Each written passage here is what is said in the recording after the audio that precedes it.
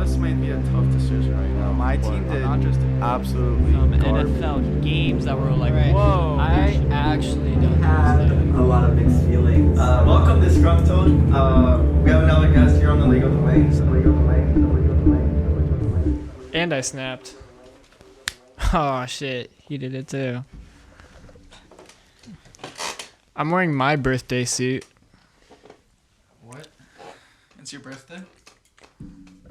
Party. I didn't say that. I just said I'm wearing my birthday Party suit. like it's your birthday. Ooh, Party. child. I'm not prepared for this episode. Why? You think Because you're it's not? one of our last. That is very true, and I was very festive. And Caleb, I'm gonna make a comment about the composition. I have more space and you don't. Yeah.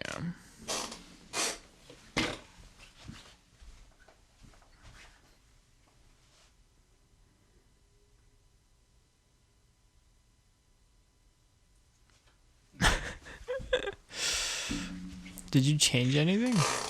Yeah. Oh, I guess so. That's better. From up close, it doesn't look like there's a lot of composition. Caleb. Or it doesn't look like I have a lot of room when I'm up there. But for some Caleb, reason, there's a lot of room when I come back here. Stop deflecting from the elephant in the room. Look, I'm just sad, okay? This is the second to last. No, who cares about that? Oh. The podcast? What? Who cares about that? People want to know about that. My green beard. Because this is the debut, is it not? Yes, it's the debut on League of the Wings. Because with the Forest Parents is coming out this coming Tuesday, in which you're going to get to see me dyeing my beard with Licia. And Mockford?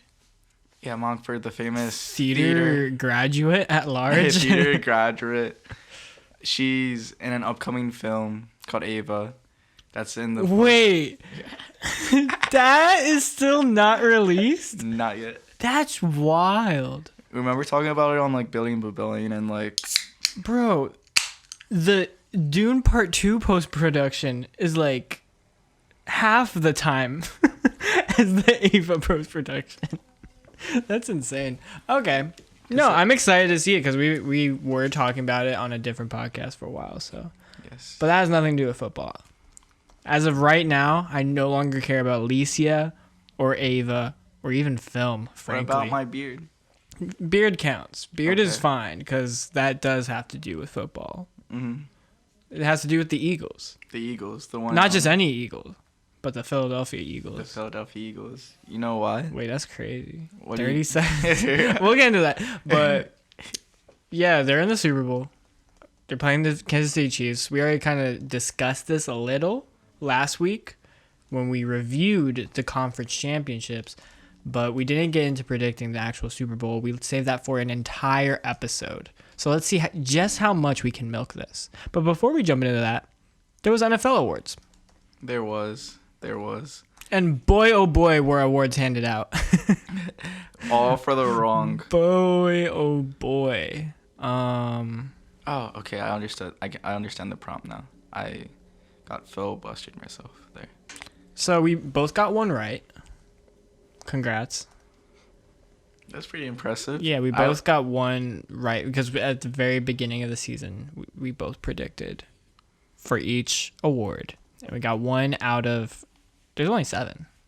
1 out of 7, right? I think that's decent. I don't know what our success rate was last year, but MVP went to Patrick Mahomes. That was the big headline, obviously. It's his second MVP in 2 seasons or something like that. I don't know. What? What? Maybe he's already the GOAT in his rookie season, some may say. Yes.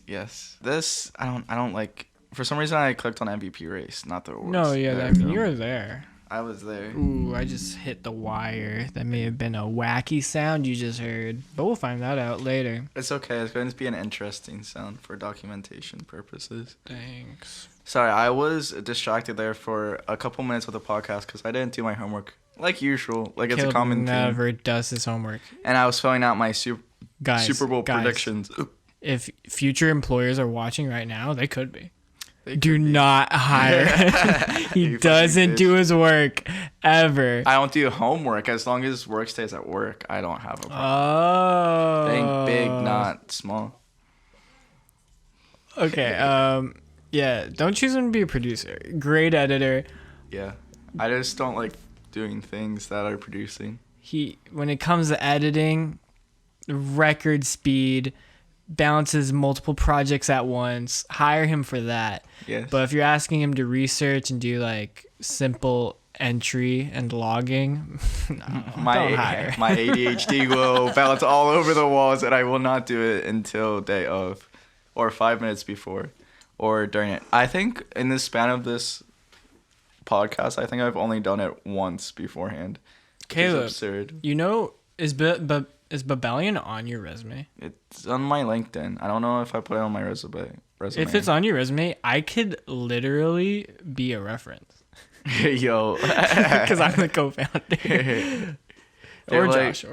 They're like, oh my god, this founder of this 1 million subscriber YouTube channel and $1 billion company is giving the lead editor of Babellion a good recommendation. Oh my god. Yeah.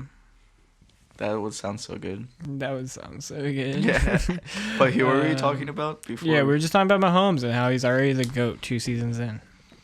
But he's played for like so many. This is his 3rd Super Bowl appearance in 2 seasons. I don't understand why you are Your math hating. is not adding up. You know what you're sounding like? You're sounding like one of those clickbaity reporters, NFL reporters nowadays. Seriously though, we have to give him props for an exceptional start to his career. But call him the GOAT. Okay. I know. Okay. I'm sorry. We're going away from that. Okay. I'm sorry. I'm reality checking now. Okay. Okay. We have to give him props for the early start that has been record breaking, compared only by maybe Tom Brady, Peyton Manning, those type of dudes, if even. Yeah. You know what I mean? I'm not here to say he's the GOAT. I rarely call anyone the GOAT. I hate using that phrase. I never just kidding. But he uses the GOAT too much. No, I think it's funny to say GOAT if you just call everything the GOAT, because it's ironic at that point, because not everything can be the greatest of all time. Like Daniel Jones, he is the GOAT though. He is the GOAT. Like him and Eli Manning are the GOAT New York Giants quarterbacks. And then probably Galladay is probably the GOAT of receivers. As far as Kenny Galladay getting contracts goes, yeah. Former Detroit Lions wide receiver. Yeah. MVP, we predicted Josh Allen, Jalen Hurts. Both were up there. A lot of people here in Philly actually did still have hope for Jalen Hurts. A lot of people were then very sad to see that it wasn't Hurts. This award show is a scam. Oh, really? Talk more about that. We're going to be going over a few other categories. Down, this is like the first category, but so this is going to become more relevant. Well, I think in one of the categories you'll actually like the results. Will I? Yes. Will I? Not only because you got it right, but because a certain player didn't even receive an entire vote when he was trying to make a campaign for MVP entirely. Oh, I know who you're talking about. So we'll get to that. We have to start next with Offensive Player of the Year, going down the graphic. I got that right. I said Justin Jefferson. Pretty safe call, honestly. I mean, just looking at his career thus far. I mean, honestly, no one has had a stronger start to their career that I can think of in history of all players ever, regardless of position. I mean, he's 3 seasons in now. No one's... I can't think of anyone, personally. Maybe only rivaled by Tom Brady and Peyton Manning. So that's why he's the GOAT. Yes, another GOAT. And then on the other side, another safe bet we would have assumed... if he didn't have the injury bug. Or just a bad team. Or just a bad team. Or just everything went wrong for this player. Jonathan Taylor is who he predicted. And it was wrong. But you also did predict Jalen Hurts, who honestly might as well have been Offensive Player of the Year if we weren't, double stacking quarterbacks in both categories, Yeah. Which is frowned upon. for obvious reasons. Okay. Okay. Okay, sorry. Great podcasting. Yes. Okay. I wanted to say something about Patrick Mahomes, which I'm relating it to Justin Jefferson because they're in the same boat of these two of the highest performing players within the NFL in their respective position. Patrick Mahomes has the most wins in the first 5 years by any quarterback in the entire history. He even beat Tom Brady record by a few games as well. And Justin Jefferson is on pace to break Jerry Rice's all-time record for receiving yards, which hasn't been touched in 2 decades, which is also crazy. If he keeps up this pace, and Justin Jefferson... Calvin Johnson would have done it. Yeah. If the Lions weren't bitches. Fucking bitches. But Justin Jefferson, I compare him to OBJ, but OBJ kind of took a downslide because I think it was injuries and just his attitude. And he was on the Giants, so why wouldn't he want to get the fuck out of New York City? Because both trash teams are there. But grass is green on the other side, though. Where'd he end up? Cleveland, Baker Mayfield. And then he went to a good situation with the Rams, but then we saw what happened afterwards.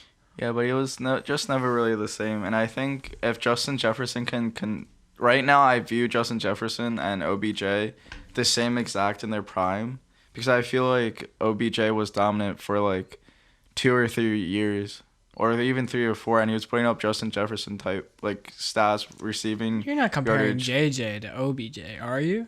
I am. But I think Justin Jefferson is better, which is crazy because Justin Jefferson is putting in a leg above OBJ, which I don't think I would have never have guessed because I thought OBJ was the ceiling for that and for that explosiveness and that MVP stardom and stuff, just talent rise and I don't know, game wise. I had to disagree with you because in my eyes, OBJ was getting bonus points and popularity for flashiness and styling. I feel like Justin Jefferson's doing that a little bit. No, he not to even any similar of a degree is he putting up the rare grab of highlights. He had one this year that I feel like everyone was talking about, but mostly it's a down by down. He just racks up the numbers. Yeah, I don't think the actual catches themselves are consistently as impressive as OBJ's highlight reel in his prime. I guess I was just comparing basically their stats and their ableness to get yards after the catch and sprint and that kind of similar builds and sure, but I would say the fundamentals is why I'm leaning towards Justin Jefferson. That's where a lot more of his numbers come from. Whereas and for good reason, we talk a lot about OBJ because of the flashiness and being able to make those rare catches that no one else can make. Which that will fade with athleticism, with age, I should say. But Justin Jefferson, with the fundamentals that he has, so young, that's not really going to disappear unless CTE. Yeah, and that even or Antonio Brown, it had this similar yardage too, and I think it's in that retrospect the kind of skill level it differs between OBJ and Justin Jefferson, but it's just it's I feel like it went to Antonio Brown, OBJ to Justin Jefferson kind of now, even though they have different skill sets and they're really good at different things, but it's that generational talent that's absurd, and it's you can't stop them. They're just going to get 1,500 yards every single season with 80 to 120 receptions and shit. Mm-hmm. And it's just really crazy to see, and it makes me even more mad that the Eagles didn't draft Justin Jefferson because I don't know why. You can't talk about Justin Jefferson without bringing that up. Yeah, I can't. It's impossible. Look, I've been talking down on Justin Jefferson throughout this entirety of this podcast, or for this year at least, but I've been saying a lot of good things about Justin Jefferson. Yeah, I never said otherwise. Yeah. But I feel like I need to drag him. Not drag him, but I feel like I need to drag him. That's wild. Yeah. What is your research coming into? Oh, I'm just looking at stats between OBJ and Justin Jefferson. And I don't know. I was trying to see if I could find a specific variance between number of receptions and like average reception distance. Well, actually, yeah. I would say like Justin Jefferson kind of he definitely eclipses OBJ as far as like overall getting receptions, but OBJ puts up like the average yards pretty well. Mm-hmm. And like long balls too, like that is like OBJ's thing. Yeah. And that's the crazy thing about Justin Jefferson, because like he's kind of having that OBJ kind of like performances and like long gains and stuff, but he's taking it to like a notch or two above OBJ with more production. Production is the word, is what I was trying to get at. Yeah, like that's what I was saying. Like from looking at the stats, it looks like Justin Jefferson, like I guess is less situational, as in like you can use him in almost every situation, any down or something like that. OBJ looks like he's a good red zone target and deep ball target, and that's where he found a lot of success. But Justin Jefferson feels like more so of an every down. Not to say OBJ wasn't at some points in every down, but like he definitely had better success in certain areas. But I wouldn't say that about Justin Jefferson. Mm-hmm. I don't think there's like one specific area that I'd be like he's elite, like so much more elite there. I feel like he's much more well-rounded. Yeah, and I think they're both really good at getting yaks, because a lot of those longest touchdowns by OBJ, I feel like were him getting a lot of yaks, but I think there's definitely a lot of like deep balls thrown his way that he caught too. For sure. Enough about offensive players. That was such a long rant. We don't like offensive players. That was such a long rant about fucking JJ. Get the fuck out of my head, JJ. Yes, the worst phase of the three, I would say, offense. Yes. Honestly, the defense and special teams should be the only phases in all of the NFL. Honestly, I think we just need to eliminate everything except for special teams. Dude, so true. Just kickoff returns. Yes. At that point, it would just kind of be rugby. Yes. But and field goals and extra points too. Oh yeah, we love those. Yeah, like if you can get close enough, then you can like have the option of kicking a field goal. Yes. Okay. Defensive player of the year, you correctly guessed Nick Bosa. Yeah. Do you know who got the second most amount of votes? Hassan Reddick? Yes, it was Hassan Reddick. The campaign worked. You know who received 0 votes? Micah Parsons. Among about every other defense player in the league, but yeah, Micah Parsons. Yeah, fuck Micah Parsons. This is why you can't talk shit, and that's a part of it too. The fucking voters for it, that got into their heads, and they're like, this little fucking cocky piece of shit on the Cowboys thinks that he can get away with talking nonsense shit about, ooh, defensive players should be in more contention in the MVP, which he may be a little bit truthful there, but like he was definitely not having any close to an MVP season, let alone he didn't even win Defensive Player of the Year, so like you can't even be talking shit. Fucking bitch ass.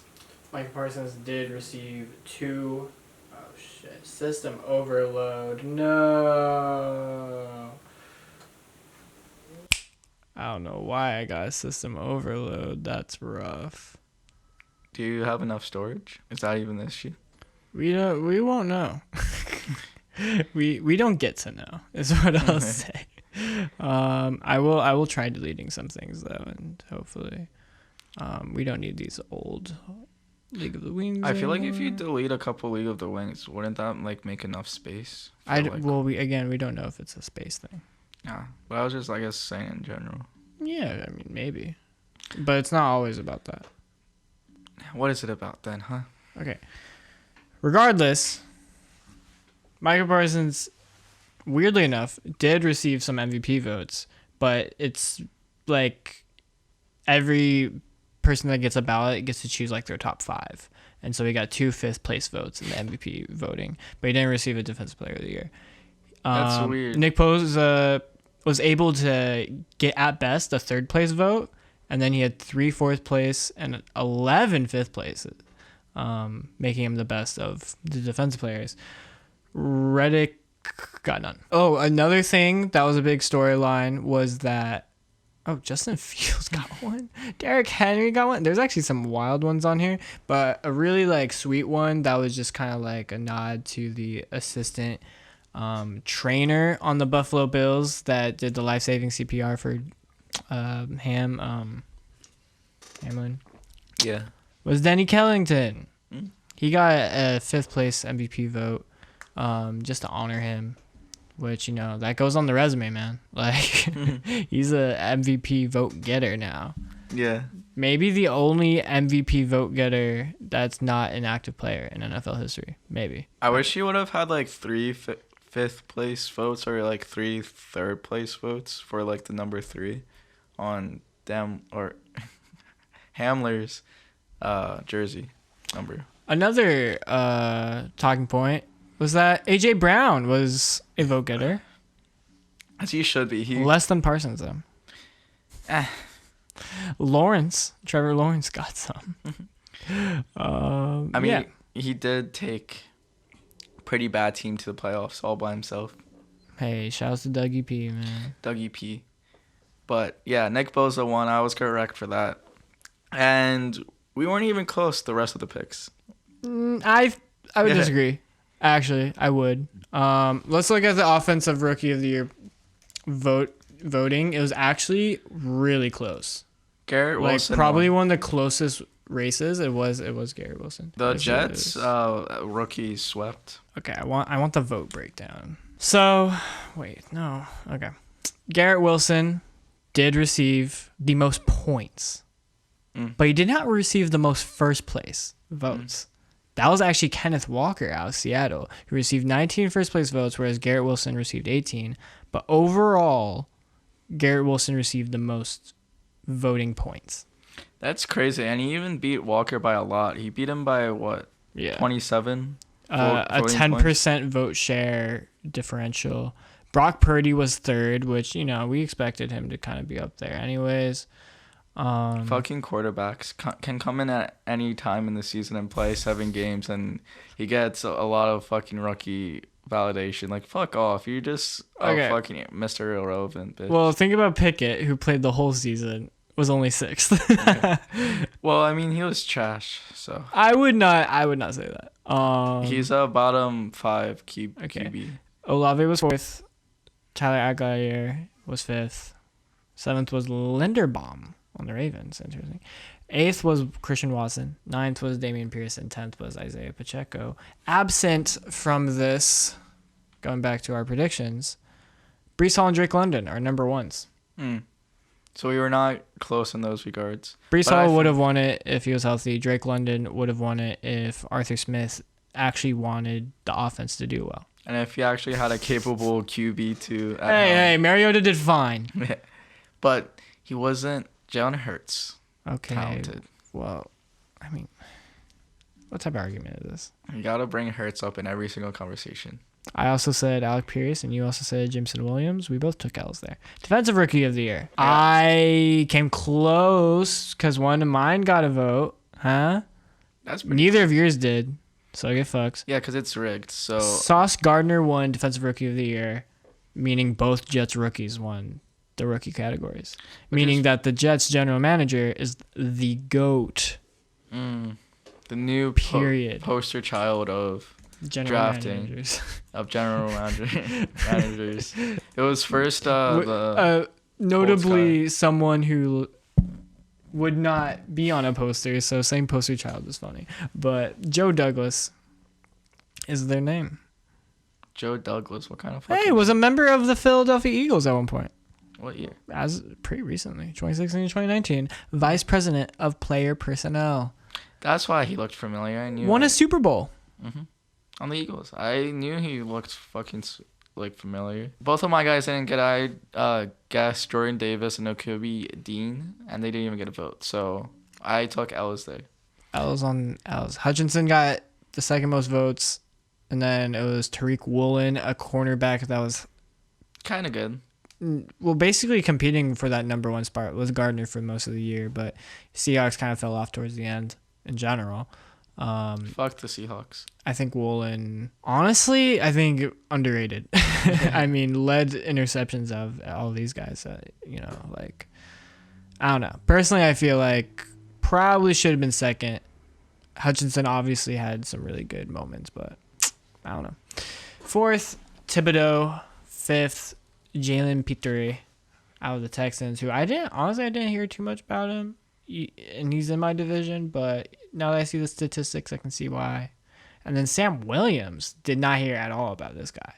Dallas Cowboys received a vote or a vote point. That's incredible because I feel like Cowboys have the talent to draft generational talents, but not anywhere else. Like Michael Parsons, Ezekiel Elliott for a little bit, Tony Pollard kind of, Diggs kind of, but yeah.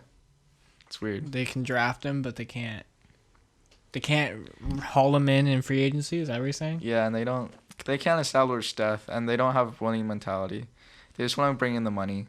'Cause that's what they're brand before a winning team. Yeah, all they care about is just getting to the playoffs at least, because that's enough exposure. So they're like the Mets. Yeah. The Mets have a Super Bowl ad. A sports team has a Super Bowl ad. Did you know this? That's wild. But let's get to Comeback Player of the Year, in which Geno Smith won with 28 points. No, 28 first place votes. 171 vote points, which Christian McCaffrey eclipsed 100 as well, who played for two teams, which we don't see that a lot, honestly. A lot of people are talking about the distinguishing of comeback player and most improved, because Geno Smith notably did not come back from an injury this year, which is typically who you give the points to. Yeah. I mean, we were talking about like Alex Smith that one year, and so many different other cases, like Peyton Manning, obviously.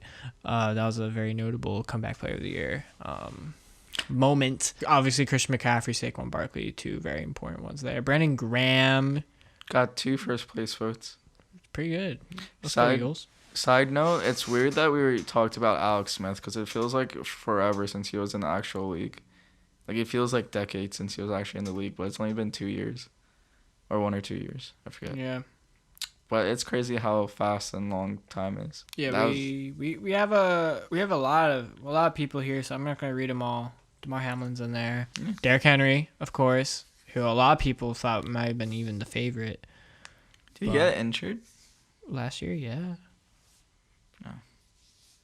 I mean, like this year, I guess. Well, I mean, it's about getting injured last year. Usually it's the people that get injured for like the year last year that come back this year. Well, yeah, I guess I just didn't see a lot of Henry's name. Oh, yeah, he was like inconsistent, but he played basically every game. He played 16. Okay. I'm looking up. But as far as like health and like snaps go, he wasn't exactly. Okay. Well, he actually ended the season pretty good. He had a 219-yard game, damn. I don't know why, but I just... It was against the Texans. Don't give him that.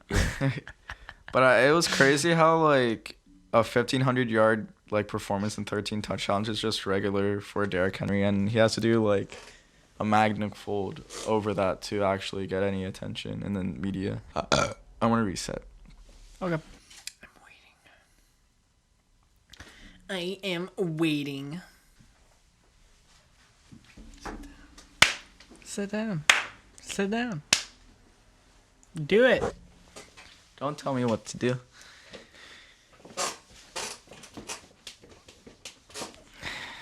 Okay, I'm situated. Unnecessary. A very close race was the Coach of the Year race, which I think it actually is every year. It's rigged, so it's okay. But 2 first-year coaches were in the top 3, which is pretty... Well, actually, I shouldn't say first-year coaches, but first year on their respective teams. Brian DeBall for the Giants, number 1, took home the prize, which I think is actually deserving. I don't think so. But I was surprised by someone getting 5th, but I'll get to that in a second.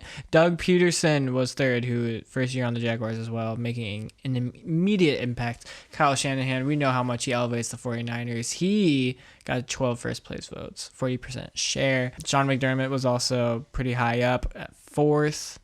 And then 5th was Nick Sirianni. It's so disappointing. Fifth. Six Fifth? first place votes. He beat all the top 3. 5-0 against the top 3 vote getters. Did not play Sean McDermott and the Bills. Beat the Vikings and Kevin O'Connell, who was 6th. Beat Dan Campbell and the Lions, who was 7th. Has not yet played Andy Reid and the Chiefs. But he will. Get this dub. Did they play the Seahawks? No. Yeah, I don't think They played Pittsburgh, though, and destroyed them. Oh, right. Tomlin and the Steelers. Yeah. So That's so many we beat. it's only like 3 of the 9. He played 6 of the 9 other people in that list. Yeah. And he's playing another one that he has a chance to win, which is insane. And he's 5th. So I'm just hoping that the NFL script is having the Eagles win, because this is the most script-worthy attempt to get viewership that I've seen in a while. This is such a poor attempt, is what I'm trying to say. Moving on to the conference championships. No, we already reviewed that. We don't even have to do that anymore. Oh, We fuck. can just skip right ahead to the Super Bowl. I meant the Super Bowl. I accidentally clicked on... Oh, fuck. Stopped. Why'd it stop, Caleb? Why'd it stop? Why won't it let us cook? This is a great time to shout out our sponsor. The Philadelphia Eagles. The Philadelphia Eagles, more like it. Oh, got him. Bet you didn't even see that coming. No one cares. Because you have no eyes. Your eyes have dissolved into your head from all that TikTok viewing. Sorry for the delay, audience, but in the meantime, I can tell a little story. Story time with Titus. The new upcoming series that is unofficially named that. I haven't officially decided on that name. Story time with Titus. Actually, now that I'm thinking about it, it sounds terrible. It's not going to be that name. We'll come up with a better one. But every morning on Friday, I will record it. When it comes to you, who knows? Depends on Caleb, my schedule. But here's a preview. So talk about work unions. You guys hear about Temple University and their graduate students? They're not working anymore. You want to know why? They're on strike because they're in a union. And the union said, hey, what's going on? Why aren't we getting the money we deserve? We are working. We are working graduate students. But we don't make the money we deserve to live. You know what Temple's saying, basically? You don't deserve the money it takes to actually live. Isn't that insane? Anyways, I'm getting a little ahead of myself. But they said, we want to live in the city of Philadelphia. Pretty please. It's not asking too much. And Temple said, okay, we can raise it by a little. You can get yourself an extra taco here and there. And if you're pregnant and have a new kid, yeah, you can spend one more day with them, sure. Along those lines, not verbatim or probably even numerically correct. So don't quote me on that. You know, when we really think about it, and how much is really required to just stay mentally sane and financially secure in the United States of America, what Temple is offering just does not cut it. It really doesn't. So you know what the graduate students said? Do you know? Do you know what they said? They said, damn, homie, that's crazy. Looks like you have no more graduate student workers. And so Temple said, bet, we'd like to see you try. And so you know what the graduate students are doing right now? They're actually striking. They're doing it. And Temple's like, oh shit, you're doing it? Well, how can we persuade you not to?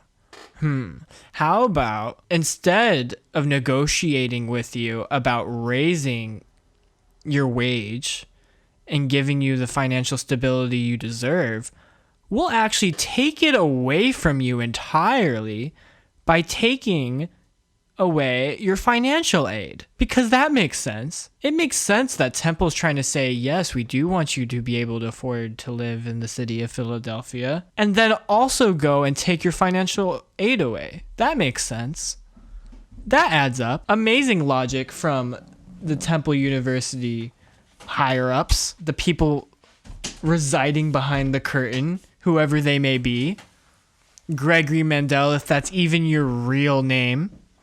Sure, you're trying to convince all of us that you want what's best for the graduate students and you want them to be able to afford to live in Philadelphia, but then you take away their financial aid in the same breath? What? Are you serious? You don't even just take away the financial aid, but their benefits of being able to refill their prescriptions. You take away their health benefits, and you're saying you have their best interests at heart, and you want to compromise when you're also taking away their basic necessities? So that's something that I've been thinking about a lot. I don't know how you guys feel about it, but if I were a graduate student, here's what I would want.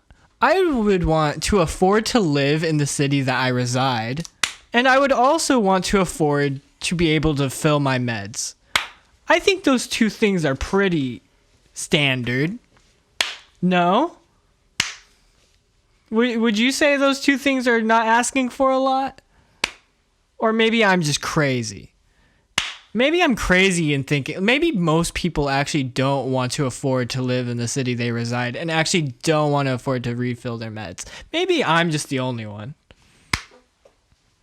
And that is story time with Titus. That was insightful. That was such a journey. That was so unprofessional. You know how we were talking about how unprofessional it was from me not doing my homework? I'm like, that's just the one thing that I don't usually, have for this. It's like the little gag that I'm unprepared in that retrospect. But rarely do you catch me lacking where Titus has to go on a 5-minute tangent. Not tangent. Tell a 5-minute story. So I apologize. But my SD card ran out of data, and I was trying to delete stuff on my SD card, but I realized I didn't back anything up on that SD card, so I need all the footage on that SD card, so I can't delete anything, so I need to get another SD card. So, the Super Bowl 57 predictions. Let's talk about them. Do you like my segue? Yeah, you're getting better. Thank you. So far in the playoff predictions, you are leading with 154 points, and I have 144. But 120 points are on the line here, so it could go either way. But it won't. It'll go my way. Well, okay. Sure. Birds. It's a 50-50 chance. Birds by 20. Birds by 20. Birds by 20. So we're getting right into it. It's Eagles versus Chiefs. What is the final score? 37-17. Wow. Birds by 20. Why? Look, the Eagles' defense is way too good. Oh. The Eagles have outscored their opponents 69-14 in the playoffs. That's an average of 7 points allowed. Now, I'm giving the Chiefs a little leeway because they are a really good offense. So I'm going to get them 10 more points than what that's really we've nice of you. been usually letting up. And the Eagles' offense, you can't stop them. They've scored 31 plus points in each game. Average of like 34. Around that number. So they're going to score 37. And they're going late. So that's why I got 37-17. Beautiful. I'm going to be so cocky this entire time, and it's going to be beautiful. Or really bad. I have the Eagles, and they will score 27. Ooh, that's 10 off from what I predicted. I bet you're going to say like 24 or some shit. 17. Oh, wow. We both had 17. I know, isn't that crazy? That's crazy. And there'll be more surprises coming your way later on. But Yes. I think this is a pretty standard, like a pretty safe bet. As far as just like scoring goes in general, not just saying the outcome of the Eagles. There have been a lot of hot takes about the Eagles and the Chiefs I've seen online. Specifically 49ers players, for whatever reason, are like, Chiefs by a landslide. If I could bet on an NFL game, I'd put all my money on the Chiefs right now. And then like other players being like, next time we play the Eagles, it's a wash. It's like, whoa. They're being like big it's babies. like crazy shit. Come on. Oh, the ball babies did get their way. And threw a tantrum on the field. Oh, the poor babies. Fucking I don't pussy like ass that. bitches. I don't like that voice. Every time you do that voice, I hate it. Yeah, well, I only bring it out when you're being a pussy ass bitch and they're being pussy ass bitches. Like, what the fuck? Just accept your loss. Accept that we're the superior team. Just accept it. Okay? It's okay. You lost. You lost in your 8th straight NFC championship. It's okay. You can't win the big game. Not everyone can be the Eagles. Okay, I'm talking way too much smack. Let's get into the stats. Who will have the most passing yards? We both say it's the deserving MVP from this year, Patrick Mahomes. We both say that.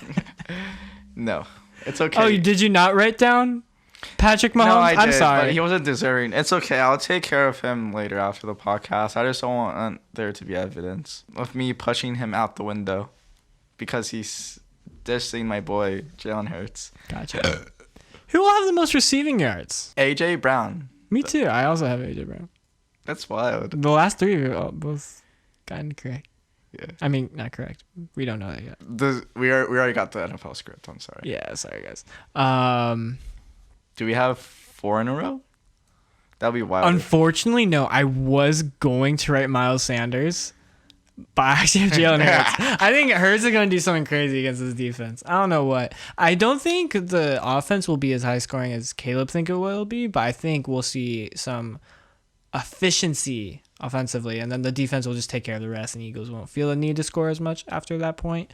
But yeah, I think actually let's get to the next one first, and then I'll continue. First touchdown, Travis Kelce. We both have. Yeah. And the reason I think this is, I think the Chiefs will actually get off to a really hard start, and then the Eagles will just second quarter Eagles, kind of just like bam, bam, bam, and then defense will shut out the Chiefs second half. I think that would be crazy.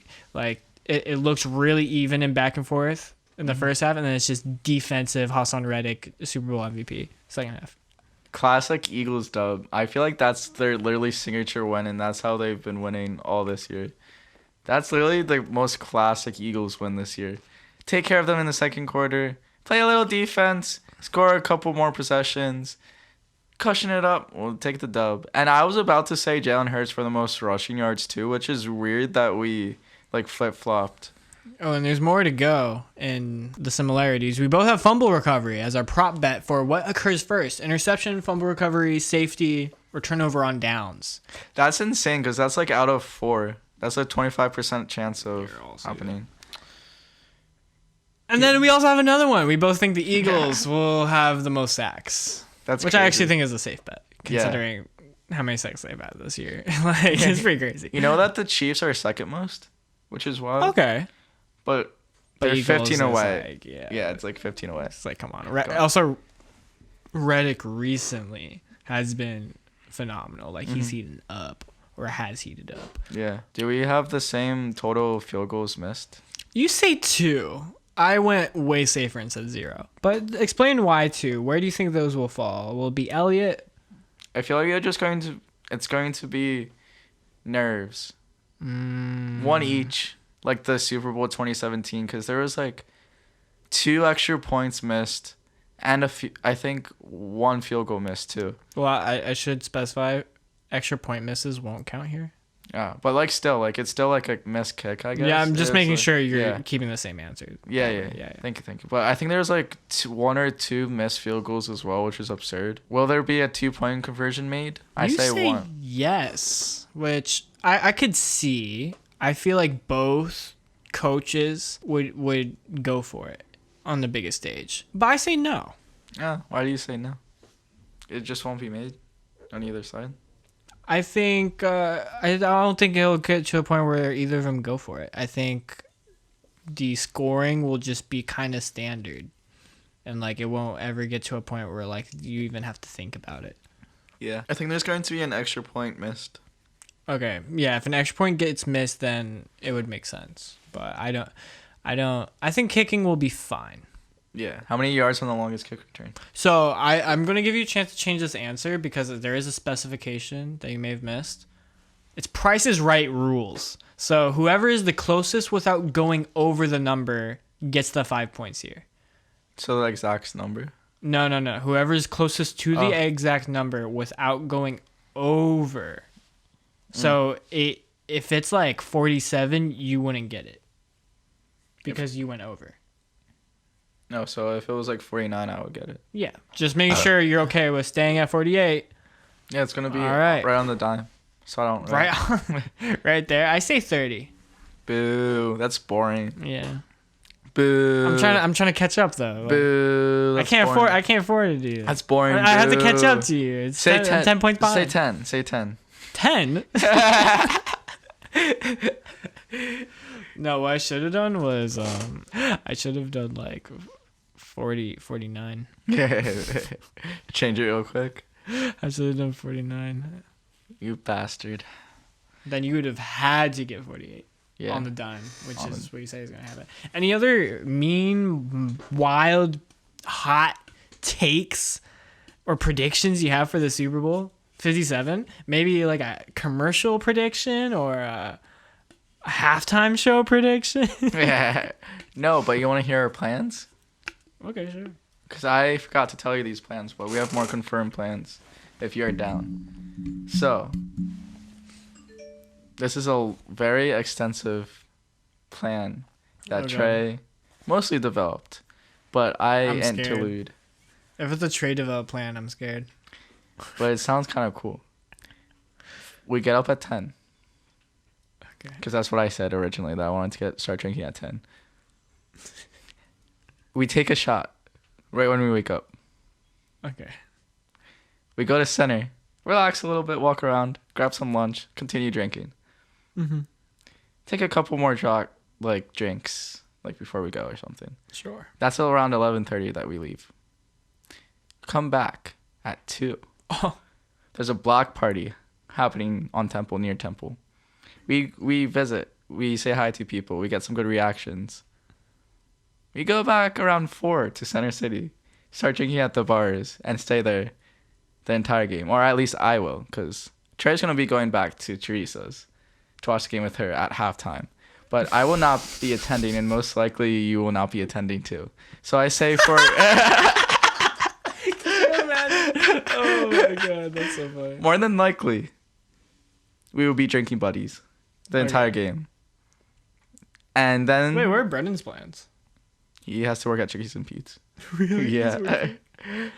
And then we storm Broad with everyone. And I'm saying up until 4 in the morning, drinking, partying with my Eagle fans, and singing in the streets. That's the plans. And you can come and join in whenever, or I think you should start. I think you should start at 10. I'm not starting at 10. I may join in at the block party, and then I'll go back with you guys to Center City after that. No, you need to stay in the entire... Wait, or you at least stay throughout the entire game? Yeah, that's what I said. I would start at the block party, and then I would go with you guys to Center City. And then stay the entire game? Because, Trey's going back. Yeah. Okay, that makes up what for... What do you mean? I'm not going to miss the game. Okay, yeah. Trey's going to be the first hour and a half. He's going to be with me the first 2 hours, God. And then you're going to He gets the fun part of it. I get the babysitting, terrible end of it. Don't worry, I wasn't bad during the championship game. Because, I was filming, so if I bring my big camera, I'm not going to be blackout. True. Because, I actually want to film reactions, but I will be very tipsy. I feel like it's going to be so hard to find a bar. We got into Lincoln 15 pretty easily during the championship game. It's a bit of a different story. All right, I'm ready to wrap this up if you are. Or how about you? Do you got any bold predictions? No. Honestly, I hope that the Eagles win. Thank you. To end this podcast. End this podcast. I think it's the only right way for it to go. And from that point forward, I will never watch football ever again. Just kidding. I was like, wait a second. Only if the Colts do good. Okay. Good as in at least 2 wins? Good as in are within the divisional race. Yeah. If they ever follow the divisional race, I give up on them. Because they have no excuse. It's Titans, Jaguars, Texans. But they got all the best quarterbacks in the game. They Trevor. will. Once Colts and Texans draft, it's going to be a very young, talented division, quarterback-wise. Willis will be a little bit of the odd man out, but, Titans next year, get Caleb Williams or something like that. That'll be wild. That would be wild. And then Trevor would be the oldest in the bunch. That's crazy. Mm-hmm. The new era of quarterbacks. I hope Tannehill retires. I'm sorry, but he needs to leave the NFL. Damn, that's extreme. So with Kirk Cousins. He's not even allowed to be like a backup and just make No, I don't want to see his face. Money. I don't want to see his face. That's He can make his millions and be successful outside of football. I just don't want to see him. I don't know if he can. I believe in him. He doesn't really have that I personality. believe in you. Kirk Cousins does, but I believe in you, Tannehill. go get yourself a media gig somewhere. Fox Sports maybe. They always take really shitty personalities. Like Bradshaw. Yeah. Yeah. All right. If I got nothing else to say. You Me got anything? neither. I don't even want to say more. This is the second to last podcast, which is sad. It's been an honor. One would even say it's been a pleasure. I'm about to cry, but I wanted to save that for the next podcast. It's been so many consecutive weeks. So many. Non-stop. 128 of them. Consecutive. I thought we were going to end on 128 and like 28 is your number, but we're actually going to end on 129, which is unfortunate. That's okay. I wish we could have done it for you. It's actually better. That's 129. Why? Because it's not about 128. Isn't about where it ends. Is what I will say. It's about where it's headed. That's the whole point of the number. Yes. I agree. That was a good drink and a good speech. Thank you. To the second to last podcast. It's not over. There will just be a new chapter. Yes. The new chapter is us on the roof deck of our houses. Cancun. I wish we could safely say that was the next chapter, but that might be 3 chapters away. Imagine somehow you like the next At podcast, best. like in the next couple months or some shit. We're just in Cancun. We just do living. it one time for the bit, like spend all of our money, and then we realize like, oh shit, we no longer get loans and we have to start paying off our debt in November. We shouldn't have done that.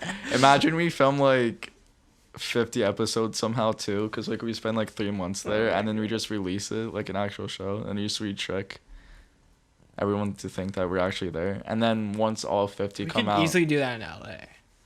That is true. Because it's like beaches. Yeah. We just green screen this. You transform this table into like a.